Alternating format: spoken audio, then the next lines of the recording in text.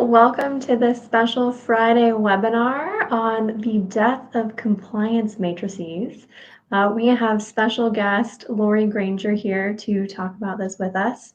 I will let Lori introduce herself. I just want to do a little bit of housekeeping before we get started. If you could drop all of your questions into the comments, Lori and I will take a look at them and she's going to answer them at the end of the session. This will be very short, sweet, to the point, and then we're going to have a little bit of networking afterward.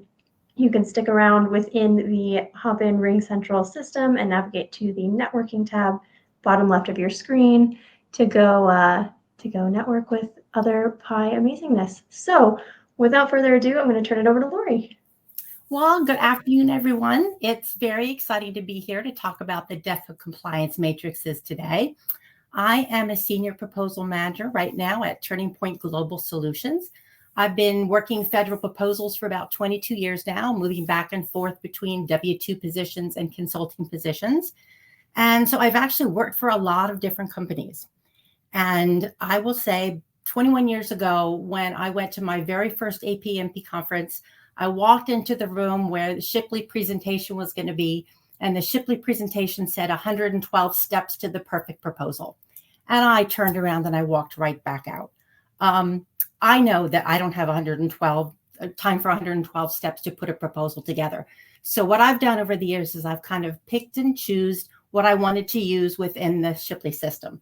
And compliance matrices are just one of those things that I haven't had a great use for over the past few years. So let's get started with the presentation. So compliance, let's talk about compliance for just a minute. It's the act of conforming and yielding as with orders or laws. It's usually used in reference to written rules and regulations or spoken commands, as from police officers or a superior. So in this case, in my world, the federal world, we consider the federal government to be our superior. And we do need to comply with everything they put into the RFP that we're going to respond to, because if we do not comply, that gives them the opportunity to just throw a proposal out and not even look at it.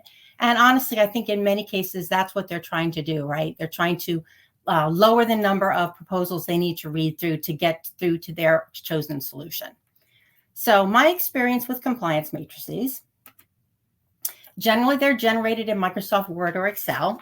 They include all of the RFX statements of the offerer shall or will, and sometimes that's not the language. So you have to study the RFP thoroughly anyway, because it doesn't always say shall or will. Sometimes it says the offerer agrees to do this. These things generally take up 10 to 50 pages of real estate. And one of my major concerns with compliance matrices is I can rarely find anyone that's willing to compliance check the compliance matrix. So if I make a mistake when I'm transferring information from the RFT to the matrix, then I don't really have a chance to recover from that mistake. So that's been one of my main concerns. And in my experience, again, they've rarely been consulted at any time after they've been created. So let's talk for a minute about the types of compliance. In the federal world, we have proposal instructions, which are generally found in Section L. They include things like margins, page size, font size. Oftentimes you have different font sizes for text, tables, or graphics. Your page orientation, what you can do in landscape, what you can do in portrait.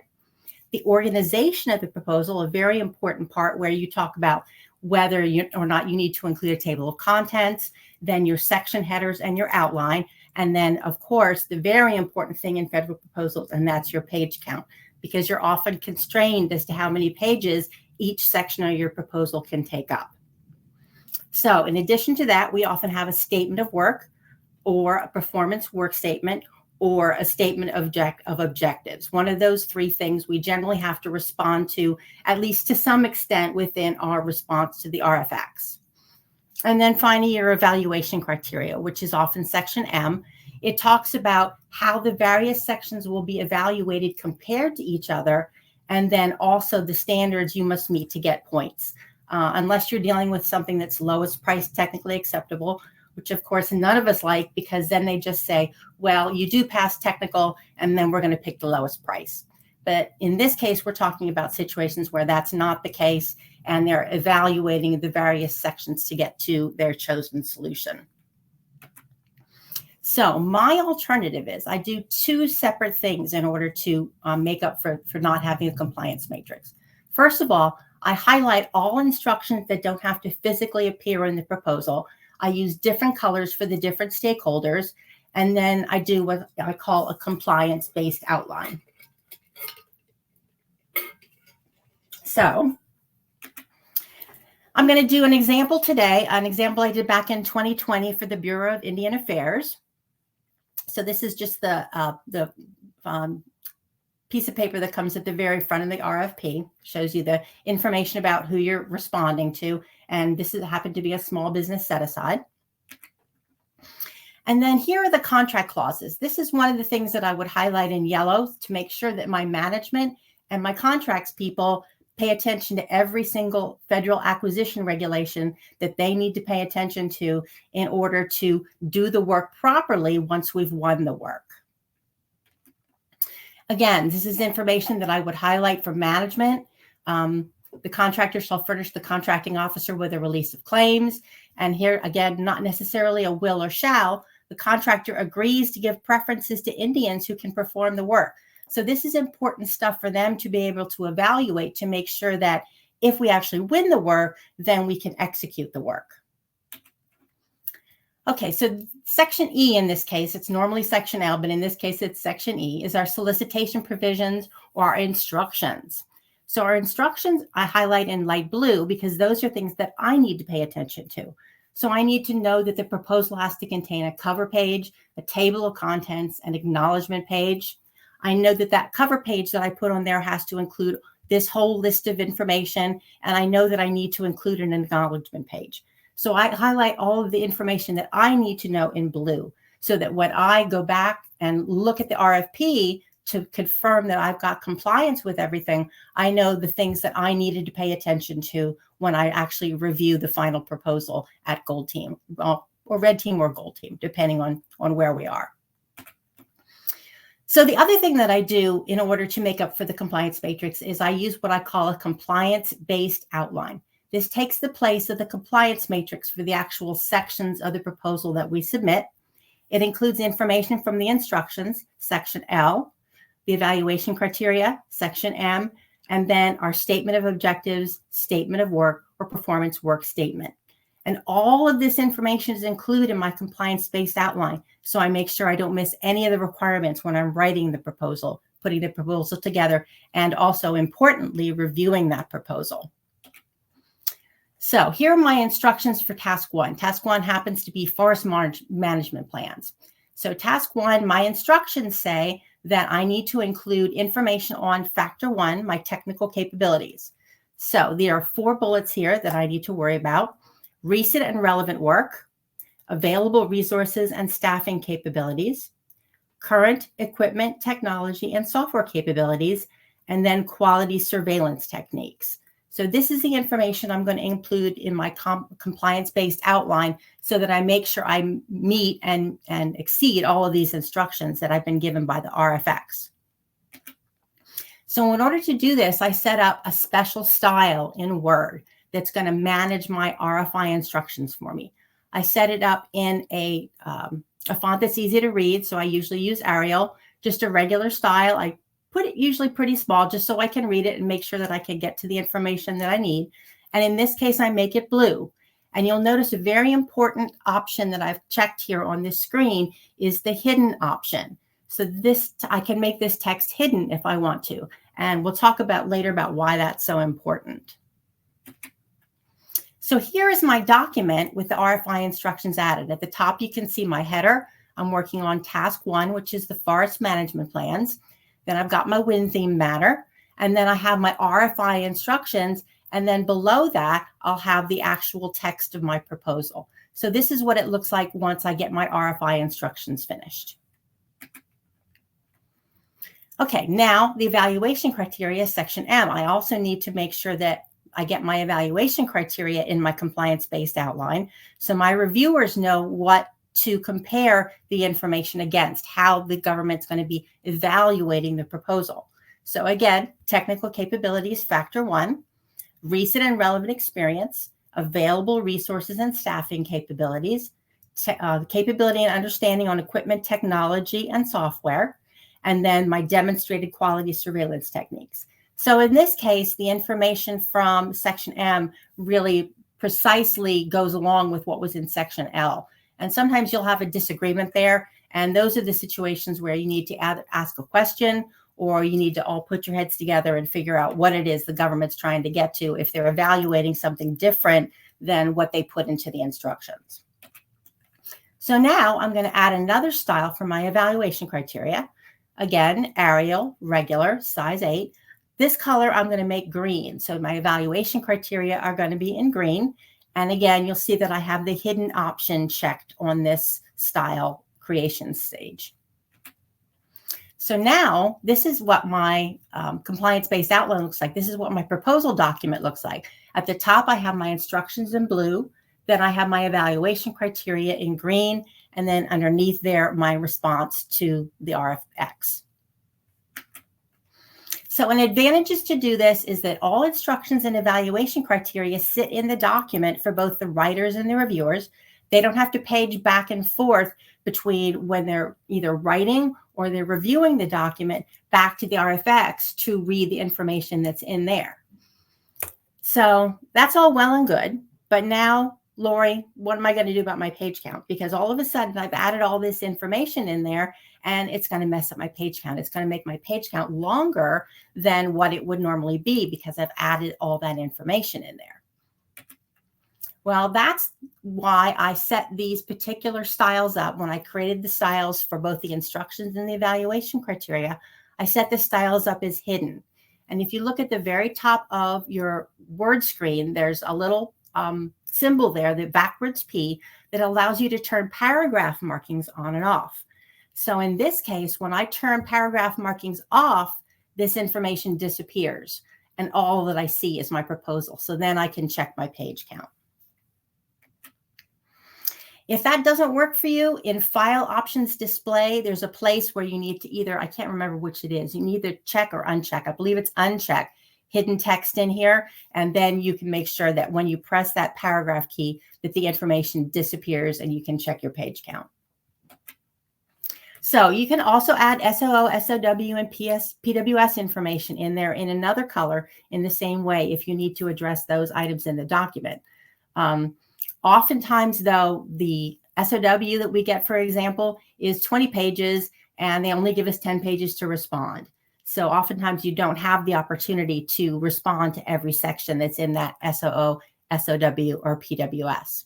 Again, you're going to make that information hidden text so you can toggle it off to check your page count. So there is another way to do this. And in fact, this is the way my company does this.